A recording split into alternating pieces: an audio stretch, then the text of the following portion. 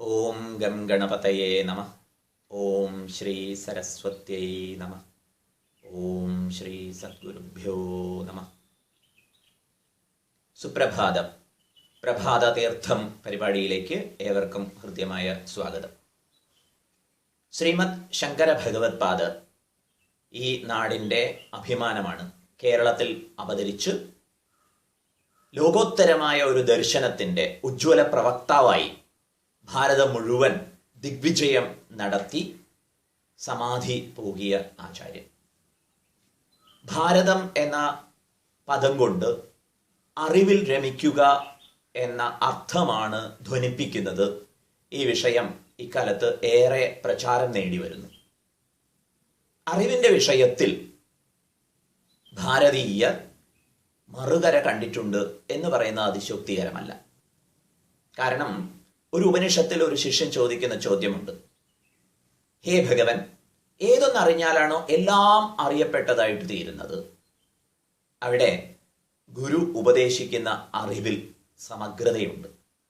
അറിയാനുള്ള വിഷയങ്ങളെ രണ്ടായി തിരിച്ച് ഭൗതികമായ ജ്ഞാനം, ആത്മീയ ജ്ഞാനം എന്ന് രണ്ടായി തിരിച്ച് എല്ലാം ഇവിടെ അന്വേഷിക്കപ്പെട്ടിരിക്കുന്നു, പറഞ്ഞു വയ്ക്കപ്പെട്ടിരിക്കുന്നു. ഇതിനെ അനുസന്ധാനം ചെയ്ത് വൈദിക സമ്പ്രദായത്തെ അനുസരിച്ചു വന്ന തലമുറ ഇടയ്ക്ക് എവിടെയോ വെച്ച് കാമത്തിൻ്റെ ആവേശം കൊണ്ട് പിഴച്ചുപോയി. അങ്ങനെ പല ഘട്ടങ്ങളിലും വരുമ്പോഴൊക്കെ ഭാരതത്തിൻ്റെ സവിശേഷത അനുസരിച്ച് ആചാര്യന്മാർ അവതാരമെടുക്കുന്നു. ശ്രീബുദ്ധൻ കടന്നു വന്നത് അത്തരമൊരു പിഴച്ച സന്ധ്യയിലേക്കാണ്. വൈദിക ആചാരത്തിന് ഏറെ കോട്ടങ്ങൾ സംഭവിച്ച സമയത്ത് ശ്രീബുദ്ധൻ വൈദിക ബാഹ്യമായ ഒരു ദർശനത്തിൻ്റെ പ്രവക്താവായി പ്രവേശിച്ചു. ധിഷണാശേഷി കൊണ്ട് അദ്ദേഹം അദ്വിതീയനായിരുന്നു. അതുകൊണ്ട് അദ്ദേഹത്തിൻ്റെ ദർശനത്തിന് ആ ആഴവും വ്യാപ്തിയുമുണ്ട്. ബുദ്ധന് ശേഷം പക്ഷേ ഭാരതത്തിന് വലിയൊരു ദുരവസ്ഥ നേരിടുകയുണ്ടായി. വേദബാഹ്യ ദർശനത്തിൽ ആകൃഷ്ടരായി പോയവർ വീണ്ടും അധപ്പതിക്കാൻ ഇടവന്നു.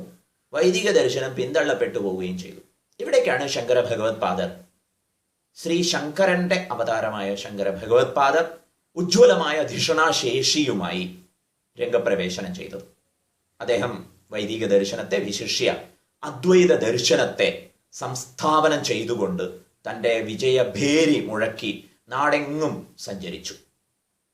പ്രസ്ഥാനത്രയം, ജീവിതത്തിന്റെ ആത്യന്തിക ലക്ഷ്യ സാക്ഷാത്കാരത്തിനായി അവലംബിക്കേണ്ടതായ ഉപനിഷത്തുകൾ, ബ്രഹ്മസൂത്രങ്ങൾ, ശ്രീമദ് ഭഗവത്ഗീത, ഈ ഗ്രന്ഥങ്ങളെ പ്രസ്ഥാനത്രയം എന്ന് വിശേഷിപ്പിച്ചിരിക്കുന്നു.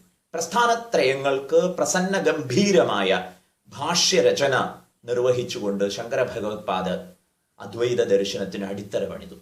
പിന്നീട് ദേശദേശാന്തരങ്ങളിൽ സഞ്ചരിച്ചുകൊണ്ട് വിപരീത അഭിപ്രായങ്ങളുള്ളവരുമായി സംവാദങ്ങളിൽ ഏർപ്പെട്ടുകൊണ്ട് അവരുടെ ആശയങ്ങളെ സമർത്ഥമായി ഖണ്ഡിച്ച് ആത്യന്തികമായ അറിവിലേക്ക് ഭാരതത്തെ മൊത്തം ശ്രീമദ് ശങ്കര ഭഗവത് പാദർ ആനയിച്ചു. അതിനുശേഷം സർവജ്ഞ പീഠം കയറി. ഭഗവത് പാദർ പഠിതാക്കളെ ഉദ്ദേശിച്ചുകൊണ്ട് രചിച്ചിട്ടുള്ള പ്രകരണ ഗ്രന്ഥങ്ങളൊക്കെ ആത്യന്തികമായ പാഠങ്ങൾ ഗ്രഹിക്കുന്നതിന് പഠിതാക്കളെ, സാധകന്മാരെ സമർത്ഥരാക്കുന്ന തരത്തിലുള്ളതായിരുന്നു. സ്തോത്രകൃതികളിലൂടെ മാനസികമായ, വൈകാരികമായ ആവേശങ്ങളെ ഉദാത്തീകരിക്കാൻ ശങ്കര ഭഗവത് പാദർക്ക് കഴിഞ്ഞിട്ടുണ്ട്.